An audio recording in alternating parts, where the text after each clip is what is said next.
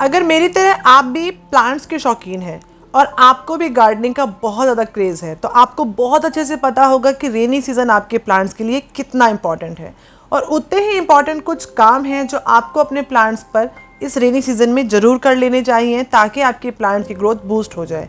तो चलिए आज उन्हीं कामों के बारे में डिटेल में जानते हैं। हेलो फ्रेंड्स, मेरा नाम है शिवानी और मेरे चैनल प्लांट्स माय पीस में आप सबका स्वागत है। सबसे पहला इंपॉर्टेंट काम है रिमूविंग वीड्स, यानी अपने प्लांट्स में जो भी अनवांटेड प्लांट्स उगाए हैं, जो अनवांटेड वीड्स उगाई हैं, जो आपके प्लांट्स में खुद से उगी हैं, आपने नहीं उगाई हैं, उन्हें अलग कर दीजिए अपने प्लांट से, उन्हें उखाड़ कर फेंक दीजिए, क्योंकि इनका आपकी लाइफ में या आपके प्लांट्स की लाइफ में कोई भी इंपॉर्टेंट रोल नहीं है। इनफैक्ट एक एनिमी है। ये आपके प्लांट्स का जो भी न्यूट्रिशन है, जो आपने मिट्टी में डाला है वो भी, और जो बरसात के पानी से आपके प्लांट को मिला है वो भी, ये सब अपनी ग्रोथ में यूज़ कर रहे हैं, जो किसी भी काम का नहीं है। तो सबसे ज़रूरी है कि आपके प्लांट के आसपास जो भी अनवांटेड प्लांट्स हैं, जो जंगली पौधे हैं, जो घास उगाई है, आप उसे उखाड़ कर बिल्कुल अलग कर दीजिए। ऐसा ना करने पर आपके प्लांट की ग्रोथ तो नहीं होगी, हाँ ये घास बहुत फास्ट ग्रोथ करने वाली है। इसलिए आज ही सबसे पहला काम ये कीजिए। दूसरा काम आपको जो करना है, आपके प्लांट की ग्रोथ को बूस्ट करने के लिए प्रूनिंग का बहुत यूज़ होता है। प्रूनिंग यानी आपके प्लांट की कटाई छटाई। अगर आपको अपने प्लांट में कुछ भी कटाई छटाई करनी है, जो कि आपको करनी भी चाहिए, सॉफ्ट प्रूनिंग या हार्ड प्रूनिंग, दोनों ही काम आप इस वक्त अपने प्लांट्स पर बहुत आराम से कर सकते हैं। बट उसके लिए आपको छोटी छोटी चीज़ों का ध्यान रखना है। जैसे आपको कटिंग के बाद वहाँ पर फंगीसाइड ज़रूर लगाना है ताकि फंगस का अटैक ना हो। आपको आपके प्लांट के ग्रोथ पीरियड को देखकर ही उस पर प्रूनिंग करनी है। ऐसा नहीं है कि आप हर प्लांट को पूरा हार्ड प्रून कर दें। हर प्लांट हार्ड प्रूनिंग नहीं बर्दाश्त कर सकता, डाईबैक हो जाता है, तो इसका भी ध्यान रखिए। नेक्स्ट जो एक बहुत ही एडवांटेज वाला पॉइंट है बरसातों का, वो है कटिंग्स लगाने का।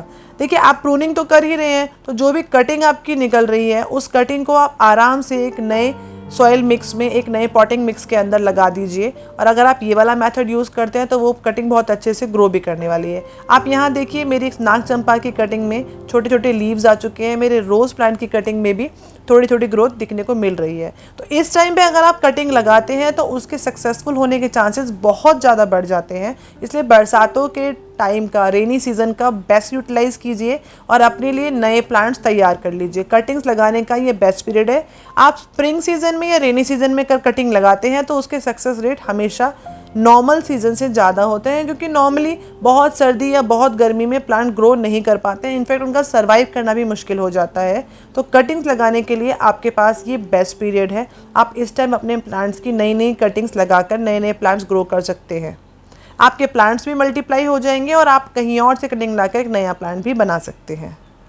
नेक्स्ट काम जो आपके प्लांट्स के लिए और भी ज़्यादा ज़रूरी है वो है आपके प्लांट्स की रीपॉटिंग।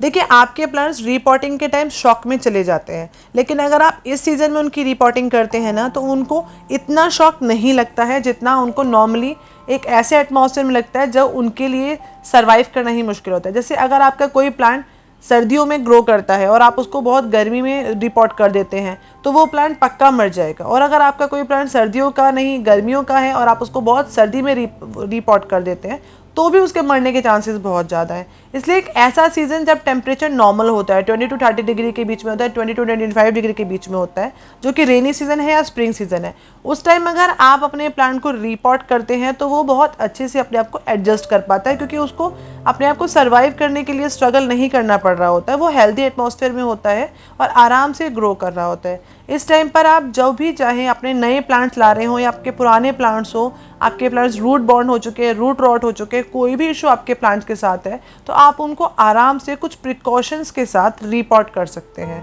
बस रीपॉटिंग के टाइम पे कुछ चीज़ों का ध्यान रखिए। जैसे रीपॉटिंग आपको शाम के टाइम करनी है, तेज़ धूप में नहीं करनी है।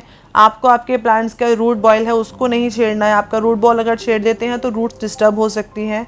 आपके प्लांट्स के लिए जो पॉटिंग मिक्स तैयार कर रहे हैं उसमें प्रॉपर न्यूट्रिशन होना चाहिए। और बहुत गीली मिट्टी में अपने प्लांट्स को रिपॉट मत कीजिए, उसकी मिट्टी को थोड़ा सूखने दीजिए। ऐसा नहीं है कि बरसात होकर हटी है और आपने अपना प्लांट रिपॉट कर दिया तो आपका प्लांट डिस्टर्ब हो सकता है। तो इन सब प्रिकॉशंस के साथ अगर आप इस वक्त अपने प्लांट्स को रिपॉट करते हैं, उनके रूट बाउंड प्रॉब्लम्स को सबको सॉल्व करते हैं, आपका नया प्लांट लगाते हैं, तो आपका प्लांट बहुत ही अच्छे से सर्वाइव कर जाएगा और बहुत अच्छे से उसमें ग्रोथ आपको देखने के लिए ज़रूर मिलने वाली है। आप खाली प्लांट्स की रीपॉटिंग कर देंगे तो वो प्लांट ग्रो नहीं कर सकता, उसके साथ और भी कुछ इंपॉर्टेंट स्टेप है।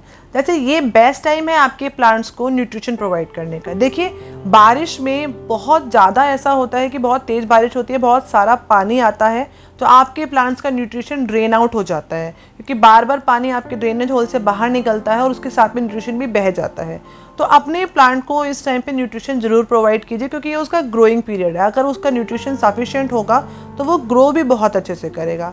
अगर खासकर आप प्लांट को रीपॉट कर रहे हैं या आपके प्लांट्स को नया प्लांट लगा रहे हैं तो उसमें न्यूट्रिशन प्रोवाइड ज़रूर कीजिए। मैंने अभी कुछ दिनों पहले ही अपने सभी प्लांट्स में खाद और नीम खली दी है। मैं कुछ दिन रुक कर उसमें और भी फर्टिलाइज़र ऐड करूँगी। मीनवाइल मैं रेन वाटर को भी हार्वेस्ट करती रहती हूँ, जो मैं अपने उन प्लांट्स को भी दे पाती हूँ जो इंडोर हैं और उन प्लांट्स में बारिश का पानी नहीं आ पाता है। अगर आप इजीली कर सकते हैं तो अपने प्लांट्स को ही बाहर बारिश में रख दीजिए। मैं ऐसा कभी कभी नहीं कर पाती तो मैं उसके लिए रेन वाटर हार्वेस्ट कर लेती हूँ। अब जैसे कि हर चीज़ के कुछ फ़ायदे हैं तो कुछ नुकसान भी हैं। रेनी सीज़न के जितने फ़ायदे हैं उसमें कुछ नुकसान भी हैं। रेनी सीज़न में फंगस का अटैक बहुत तेज़ी से होता है। आपके प्लांट्स पे मिली बग्स का अटैक, फंगस का अटैक, माइट्स का अटैक आपको बहुत नॉर्मली देखने को मिल जाएगा, क्योंकि मॉइस्चर बहुत होता है और ये जो फंगस है, इंसेक्ट्स हैं, बहुत तेज़ी से ग्रो करते हैं। इसलिए अपने प्लांट्स को टाइम टाइम पर चेक करते रहिए और आपको इंसेक्ट्स दिखे या नहीं दिखे, नीम ऑयल का स्प्रे करते रहिए। इस टाइम पे अगर आप नीम ऑयल स्प्रे करते रहेंगे तो अगर फंगस होगा, कीड़े होंगे, इंसेक्ट्स होंगे तो हट जाएंगे, और अगर नहीं होंगे तो होंगे ही नहीं। आप अपने प्लांट्स की केयर पहले से करके रखेंगे। कहते हैं ना, सावधान दुर्घटना से सावधानी भली, बस कुछ ऐसा ही है। अपने प्लांट्स पर रेगुलरली 15 दिन के गैप में नीम ऑयल का स्प्रे करते रहिए। ऐसा करने से आपके प्लांट्स पर माइट्स का, फंगस का अटैक नहीं होगा। नेक्स्ट जो बहुत ही इंटरेस्टिंग पार्ट है रेनी सीज़न का, वो है शॉपिंग। मैं ये मानती हूँ कि शॉपिंग का शौक़ हम सबको होता है, और जो भी हमारी फेवरेट चीज़ें हैं, जैसे हमारे केस में यहाँ प्लांट्स हैं, उसकी शॉपिंग करना तो बेस्ट है। तो मैंने भी पिछले कुछ दिनों रेनी सीज़न का फ़ायदा उठाते हुए बहुत सारे प्लांट्स की शॉपिंग करी है। कुछ प्लांट्स मैंने ऑनलाइन मंगाए हैं, कुछ प्लांट्स मैंने स्ट्रीट वेंडर से लिए हैं, और कुछ प्लांट्स खरीदने के लिए मैं नर्सरी भी गई हूँ। इस वक्त अगर आप प्लांट्स खरीदते हैं तो वो बहुत हेल्दी कंडीशन में आपको मिलते हैं और वो बहुत ईजिली आपके गार्डन में सेट हो जाते हैं। आपको जो भी परमानेंट प्लांट सेट करने हैं अपने गार्डन में, जो भी प्लांट्स आपकी शॉपिंग बकेट लिस्ट के अंदर है, उसे आप रेनी सीज़न में ज़रूर ले आइए, क्योंकि इस वक्त आपका प्लांट बहुत अच्छे से एडजस्ट हो पाएगा और बहुत अच्छे से ग्रो करेगा। मैंने भी कुछ दिनों पहले जो प्लांट्स लाई थी उन्हें रीपॉट कर दिया है। बहुत प्रिकॉशंस जो लेनी होती है वो सब मैंने ली है, और आज मेरे वो सब प्लांट्स ग्रो कर रहे हैं। उनमें नई नई ग्रोथ देखने को मिल रही है। जो भी मैंने प्लांट्स लिए हैं वो मोस्टली परमानेंट प्लांट हैं। पर सीजनल प्लांट्स का क्या, सीजनल प्लांट्स को ग्रो करने के लिए मैंने सीड्स कलेक्ट किए हैं। कुछ सीड्स मैंने अपने लास्ट सीज़न के प्लांट से लिए हैं, कुछ मैंने परचेज़ किए हैं। कुछ वेजिटेबल सीड्स हैं, कुछ फ्लावर सीड्स हैं, कुछ आपके फ्रूट्स के भी सीड्स हैं। ये सब सीड्स खरीदने का और इन्हें लगाने का रेनी सीज़न बेस्ट टाइम है। मैं कोशिश कर रही हूँ कि मैं नेक्स्ट वीडियो में आपको दिखा पाऊँ कि मैं इन सीड्स को कैसे ग्रो करती हूँ और कौन सा मीडियम मैं इसके लिए यूज़ करती हूँ। तो अगर आपने इनमें से कोई भी काम अभी तक अपने गार्डन में नहीं किया है तो तुरंत कर लीजिए। वेदर चेंज होने का वेट मत कीजिए। अगर आप ये सब काम करते हैं तो आपके प्लांट्स बहुत अच्छे से ग्रो करेंगे, बहुत फास्ट ग्रोथ करेंगे, और धीरे धीरे आपका गार्डन बहुत ही हेल्दी प्लांट से भरने वाला है। आई होप मेरी वीडियो आपके काम आने वाली है, और अगर आपको मेरी वीडियो पसंद आई है तो प्लीज़ एक लाइक तो बनता है, और अगर आप मेरे चैनल पर नए हैं तो सब्सक्राइब करके बेल बटन ज़रूर दबा दीजिए, ताकि आपको मेरी नई वीडियोस की नोटिफिकेशन मिलती रहे। अगर आपको मेरी वीडियो पसंद आ रही है तो प्लीज़ कमेंट करके मुझे मोटिवेट ज़रूर कीजिए। मुझे आपकी कमेंट्स का हमेशा इंतज़ार रहता है। मैं कोशिश करती हूँ कि मैं सबकी कमेंट्स का रिप्लाई कर पाऊँ। और हाँ, इस वीडियो को अपने दोस्तों के साथ शेयर करना बिल्कुल भी मत भूलिएगा।